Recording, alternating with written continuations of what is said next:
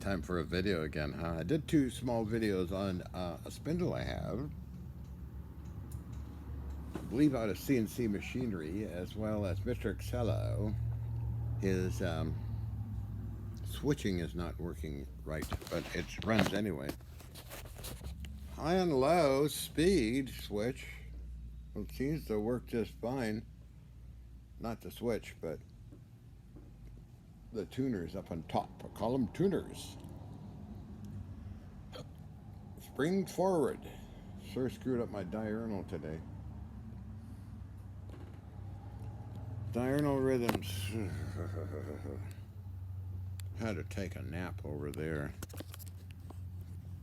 So I went through a stream cycle and feel good now. Had a nice long hot shower and bath. So your little hottie is all clean and ready to be what? I don't know. Anyway. Hot, cold.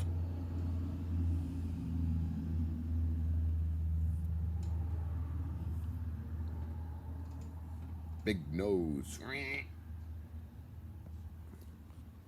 So Carla made an appearance yesterday, and now I'm making an appearance. I practice that voice. I could turn into one of those characters. Maybe get hired by Hollywood. Make some money. Make some money, doctor. Aye. Here we go again. Big sausage.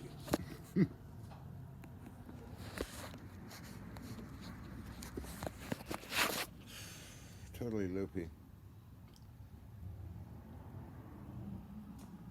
They're recording. Okay.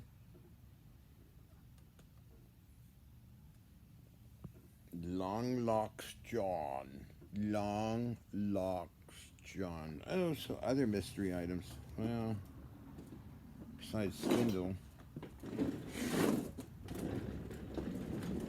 And Mr. Excello's switching problem.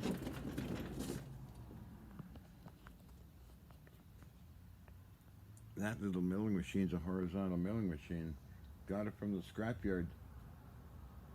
Restored it fully. Nothing wrong with it either. That one had no problem. I just don't know who made it. It works just great though.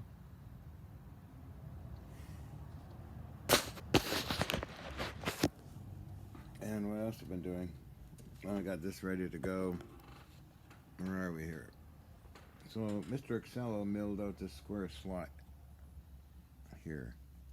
The shaft. Stainless steel shaft I got from the scrapyard, machined it down to fit into this thing.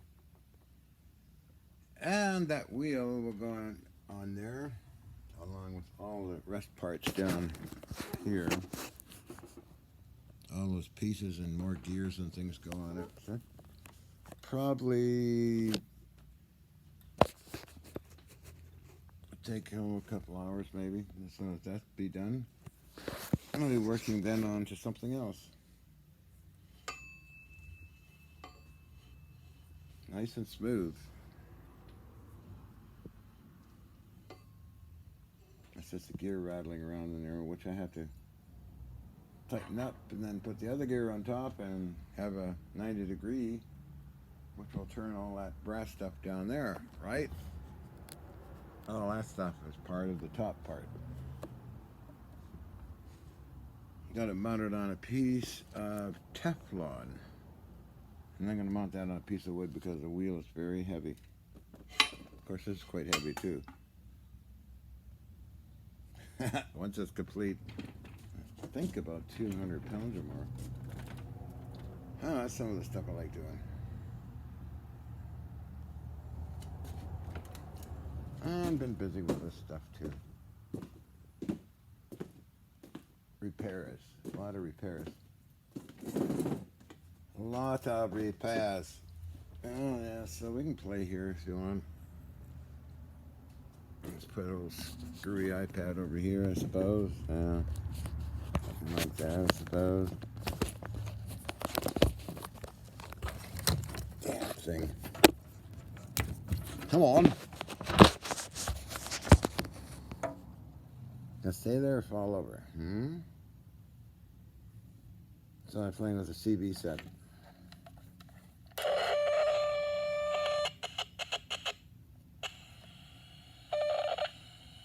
Breaker, breaker, 10-4.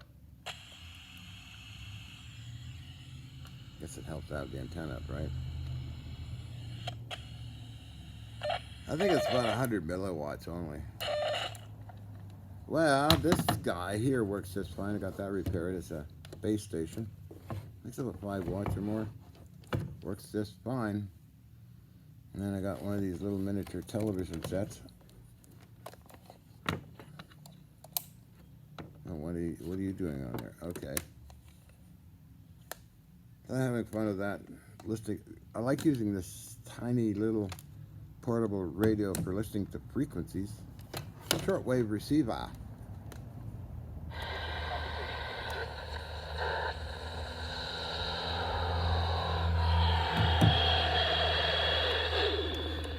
Oh, good heavens, aren't you noisy?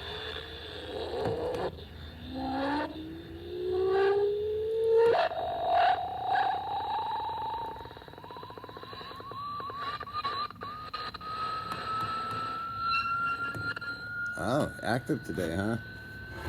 These are basically fundamental frequencies.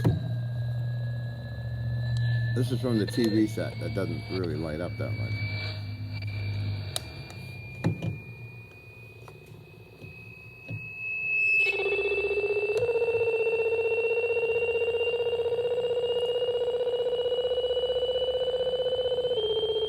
Oh, really? Oh. Scanning for television signals.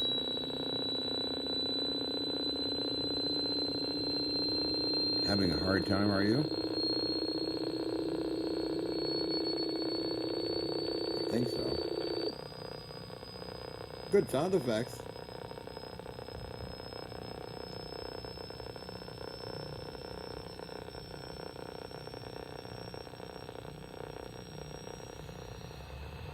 Square the distance.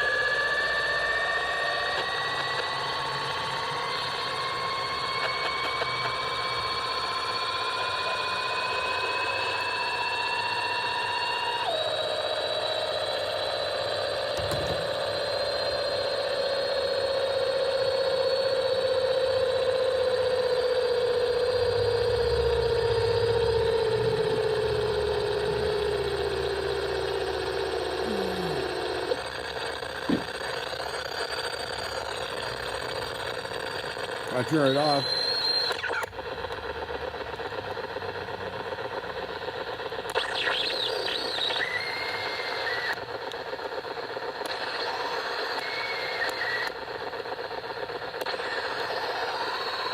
Let's tune it to another frequency.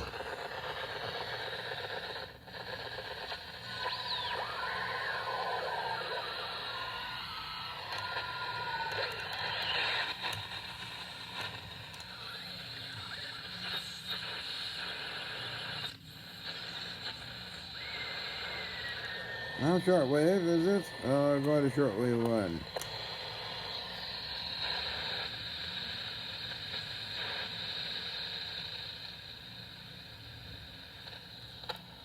Okay. Shortwave 2. No, I guess not. Medium wave.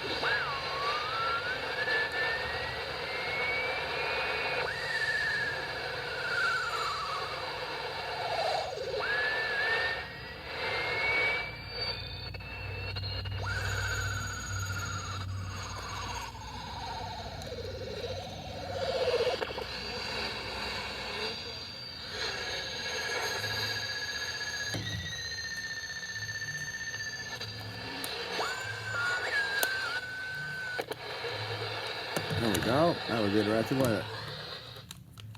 I find this a very useful tool when working around here with the electronics. We're testing frequencies. It goes up to, what, 25 megacycles? And if I want to go higher, I got other things I use, but this portable thing, you can walk around and hear all kinds of weird stuff. A lot of it is fundamental frequencies. And it's a quick check for things when I'm getting radio waves all lined up and that kind of thing. Then I use a Geiger counter, by the way. Also a magnetometer, which is on the old iPad. I had another type before. Electrostatic voltmeter. That helps.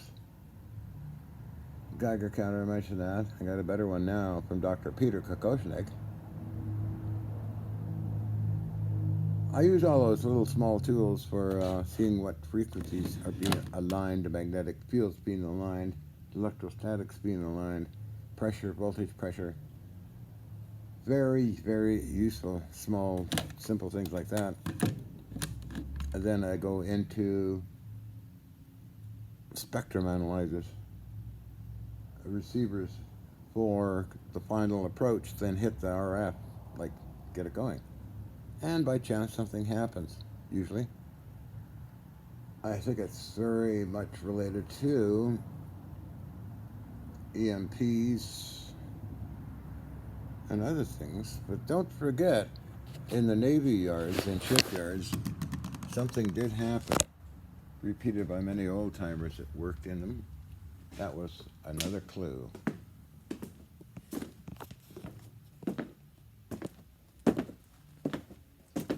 Which is intriguing, by the way. Oh, so we go in here, do we? Pablum face is back. Oh, a weird name for me, but oh well. I got my lovely locks aligned here. I did my hair today too. Brushed it all out. I get these questions. What frequencies do you use to create the effect? Get a lot of those kind of questions. Well, I can't go into detail because I write a whole manual on it. I did in part for Electric Spacecraft Journal, not a manual, it's 4 pages of what I was doing, voltages and that. But to discuss something like that would take probably a week. This frequency and high band, low band, phase shift, intensity, strength, magnitude, position, electrostatic bolts, alpha beta flux, direct current, high voltage pressures on shape shifters. Shape, a good name for it, that's what I use.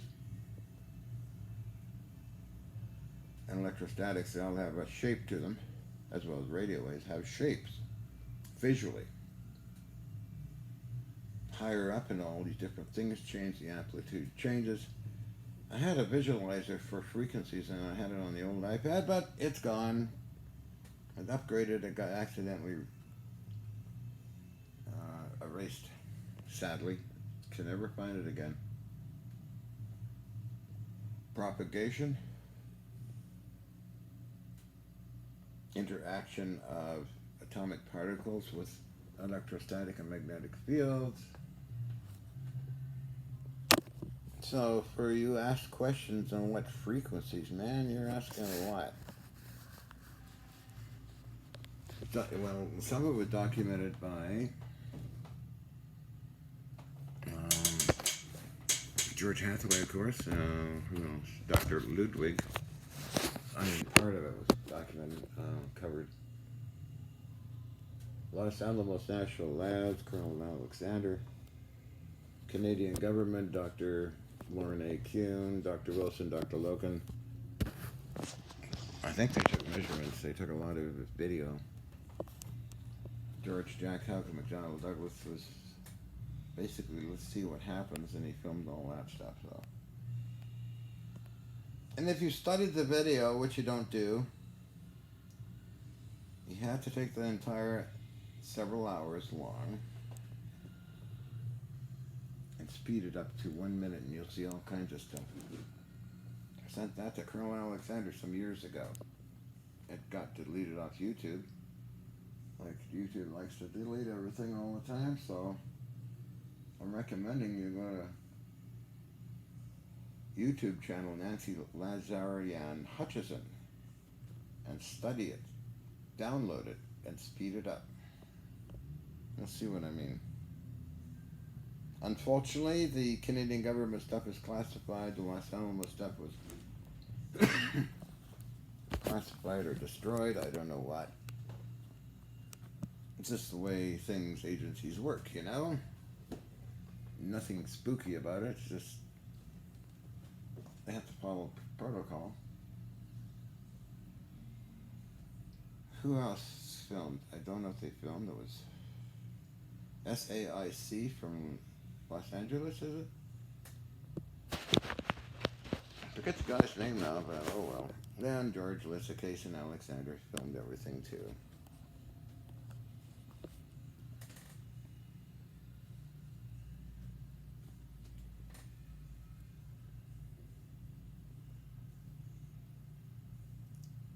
Yes, they did. And plus many other people. Well, for measurements, a lot of people filmed. A lot didn't take measurements. You need a battery of equipment, which Los Alamos provided. I think. And Hathaway did too. But only me, myself, I know what I did, so there you have it. Made the god-awful mistake of selling it to Germany, most of the good stuff. My stupidity. Well, I'm tired of it. So plus the mayor of New Westminster, British Columbia, is getting complaints to City Hall about the effects on other people's buildings, and that didn't work out too well with the fire marshal and the engineers and the mayor. Mayor M. Wright.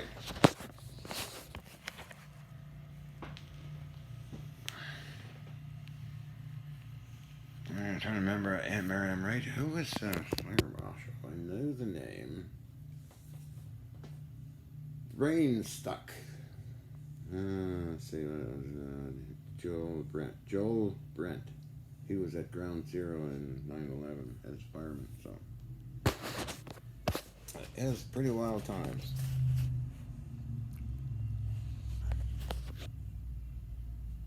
Anyway,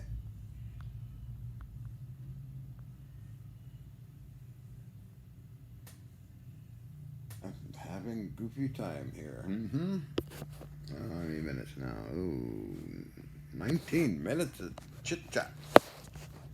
Hope that answers your question about frequencies. Okay. How do you do it? Oh, wow. What's the frequencies? With the crystal power cell, somebody wants to know a wafer design. I'm sorry, I don't have that info. I'd have to find the old invoices from Sirac and Goodfellow. Still might have them, I don't know. That's for a client. How many clients did I have that were happy with them? There was Trade group of businessmen. They're happy with their thing. Mr. Hiroshi Amabe of Japan, he was happy. Takashi Ojiwawa of Kyoto Institute of Technology analyzed it. He was happy. I could care less if they analyze it and do whatever they want with it. It's theirs. I built it for them. They can do whatever they want with it. No secrets. No government sneaky poo stuff. None of that conspiracy crap. Alright?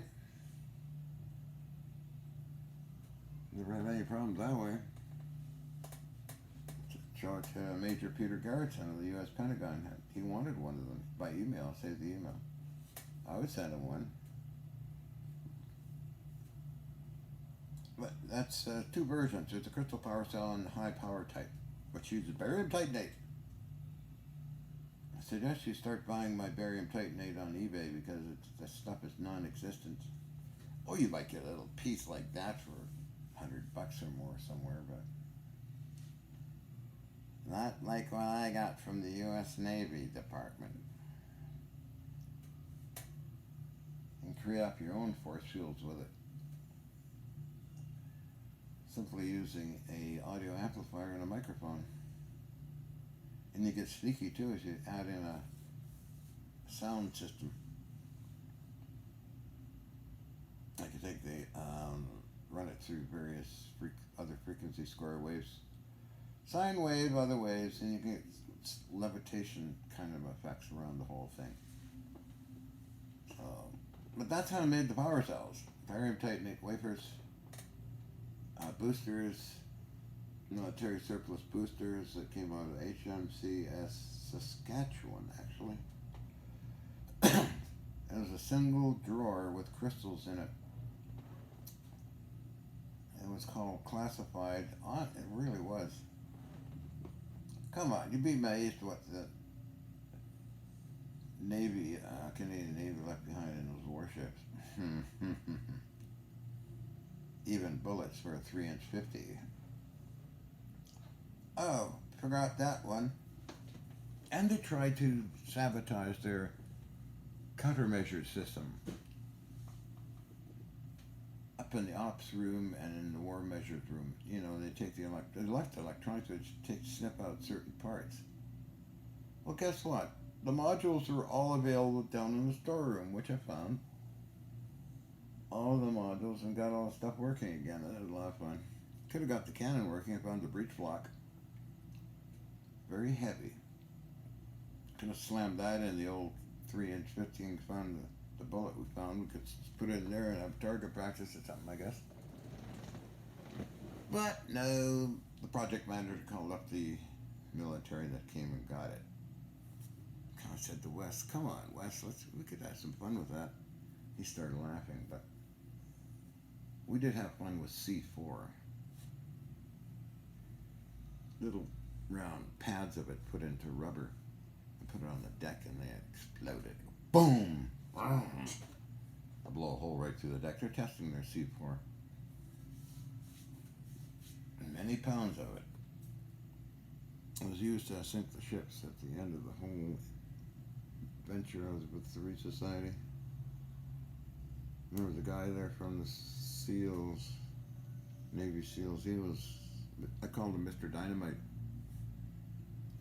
He's always aggressive and he'd blow everything up with that C4 on the ships on the last day when it was sinking would happen. It was pretty spectacular. Cape Breton went down with a lot of fanfare and flames and fire and stuff. Besides C4, we put pyrotechnics into the guns, or into the ship, and there'd be all these different colored smokes and lotions. It was a lot of fun. That was wild times. I love it, and I'd do it again.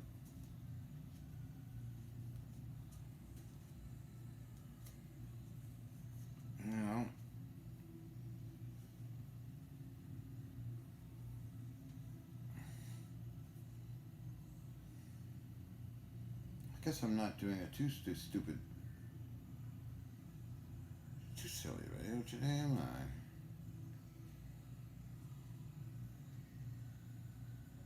Spring forward day, we kind of had to go to sleep for a couple hours on the floor because my diurnal systems were disturbed. Gotta have these certain dream cycles or oh well.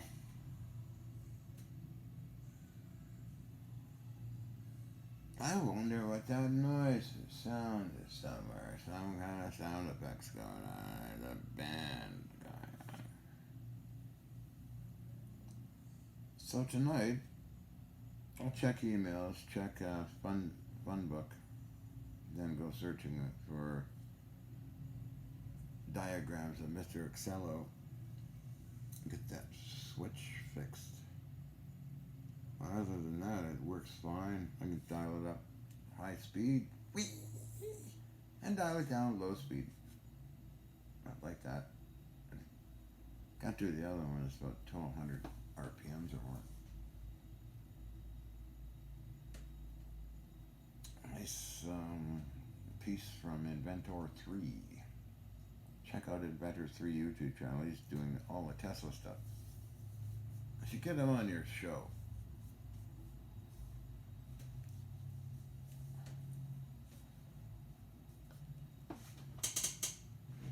Yeah, that was really fun finally meeting Paul years ago in his machine shop.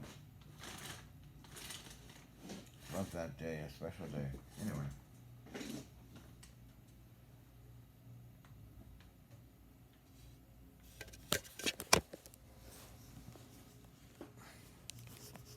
Klingon Princess Carla P. Knips with Rothschild III here.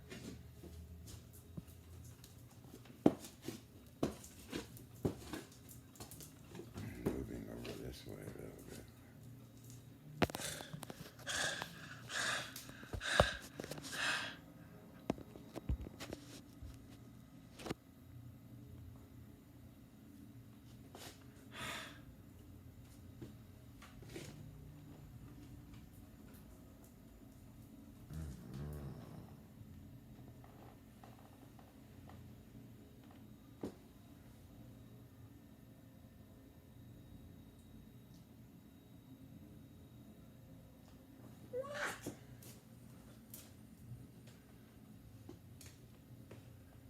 I'm getting hungry.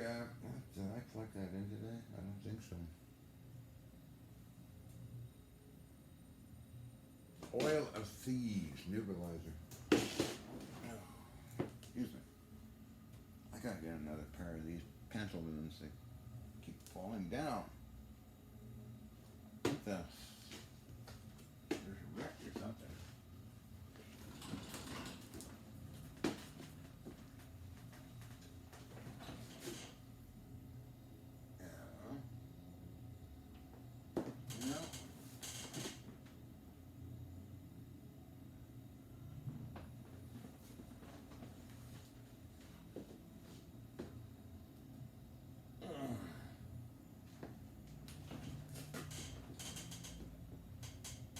So I went outside today. Mr. Squirrel started talking to me, and I went and got him some more nuts.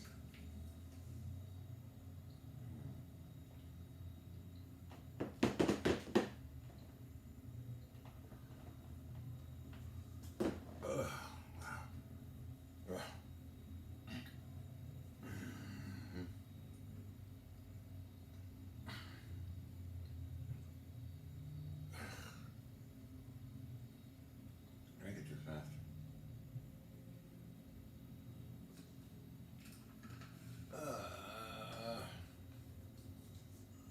Tomorrow is Monday, so project lined up is finish off the U.S. Navy 1942 steering station. Number 2 project will be fixing or reinforcing lathe legs, which are brazed, but I don't trust that. I'll put a steel bracket in there, and then gonna mount the legs on. I'm waiting for another set of legs too. On those 2 lathes I have when I built. Instead of all number 10 vintage lathe.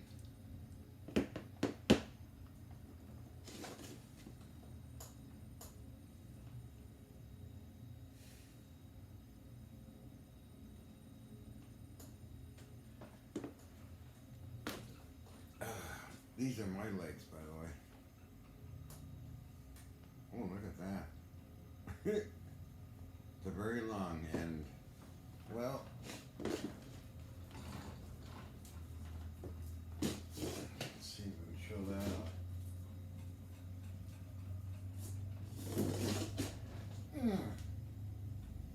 See how long these things are?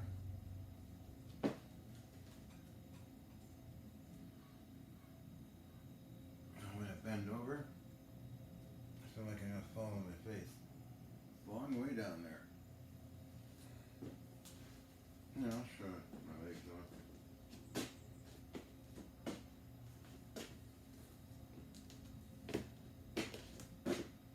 Somebody wanted to know how long they were. Okay, I think I mentioned it in another video. I got the stupidest question. Well, they're okay questions. Reasonable questions would be